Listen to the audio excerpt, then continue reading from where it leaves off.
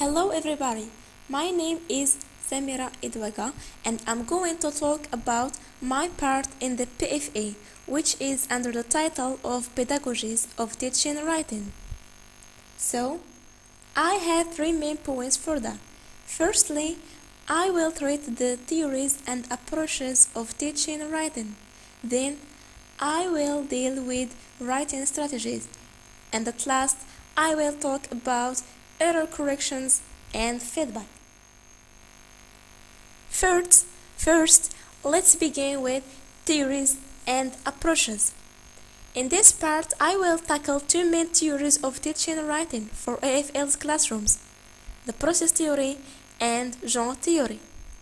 The process approach focused on the different steps that a writer goes through when producing a text, so that it gives more importance to the varied classroom activities which promote the development of language use with some linguistic skills by involving brainstorming, group discussion, rewriting, and finally publishing. The second theory or the second approach is the genre approach. It is more than just teaching writing in order to practice grammar or learning structure. It is also focuses on context and audience. That is to say, if we want the students to write newspapers articles or business letters, for example, we should let them first look at typical models of such people before starting to compose their own. That is to say, they need to have knowledge of the topic and the conventions and style of the genre, and they should be aware of the context in which their writing will be read and by whom. So the most evident difference between the two theories is the true focus of our writing task. As I mentioned before, process theory focuses on the various stages that writers follow, whilst the genre theory is more focused on how and what to write in order to reach the intended reader. Actually, the process approach is not very easy as it seems because we have to look backwards and move forwards between these various stages, which is not a very easy task to do. The second point is about writing strategies. But before getting those strategies, let us have a look about what do we mean by a strategy. A strategy is a series of actions, mental, physical, or both, that writers undertake to achieve their goals. So, writing strategies are cognitive and metacognitive procedures writers use to control the production of writing. Of course, the teacher here plays an important role in helping students developing viable strategies for getting started.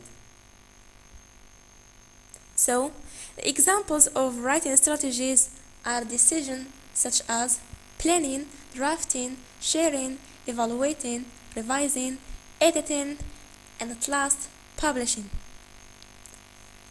Concerning planning, it often involves developing goals and generating ideas. Drafting is where students must select words and construct sentences. Sharing means to share ideas or drafts with teachers, others, and peers.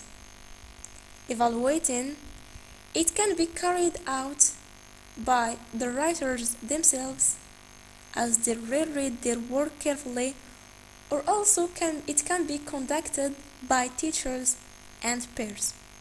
Revising, it involves making content changes after students first have evaluated their text. Editing, it's almost like revising, but it involves changes that make a text readable for external audience. Publishing, which is the last one, and it occurs at the end of the writer process. So the students here should be given opportunity to publish their work and celebrate their accomplishment. The third point and the last one is about errors correction and feedback. Of course, no one can deny the importance of giving feedback to AFL learners.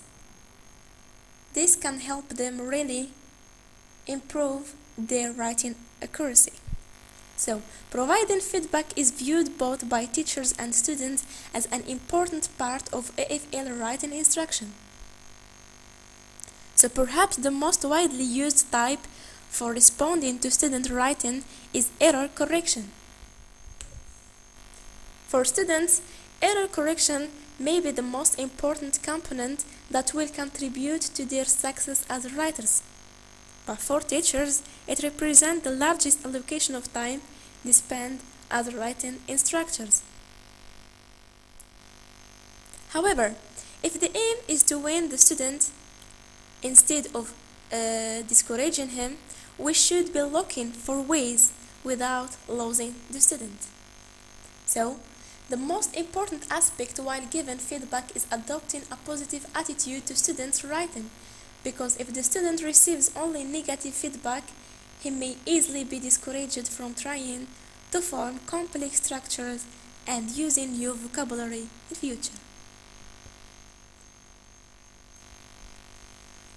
Of course, there are a lot of methods in providing writing error correction, but the most famous ones are explicit error correction method and implicit error correction method.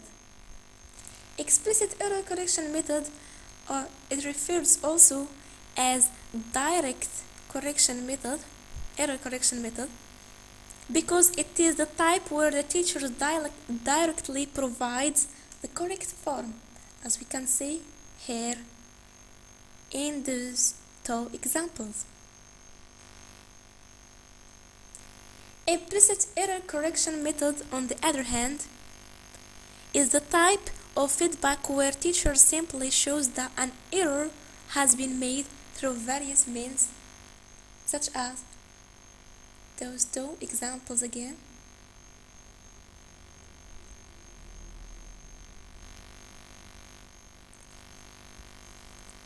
Another part is about the effects of error correction. Of course, given feedback and providing error correction feedback is going to have an effect on AFL learners. So, in general, there are many viewpoints regarding the effects of error correction, whether it is beneficial or harmful aspect for students. There are some linguists that argued that given such kind of feedback is not only effective but also harmful, simply because they say if teachers correct the error that students are not yet ready to learn, then the error correction has little value. Contrary to this, others viewed that there is a great improvement in the accuracy of students who received error correction than of those who didn't, and the students' level of performance was increasing by the time.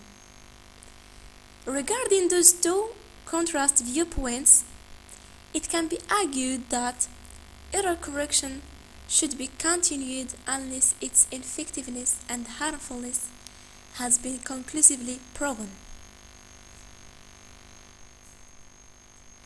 That was all I have for you. So now, let's just sum up what I have spoken about.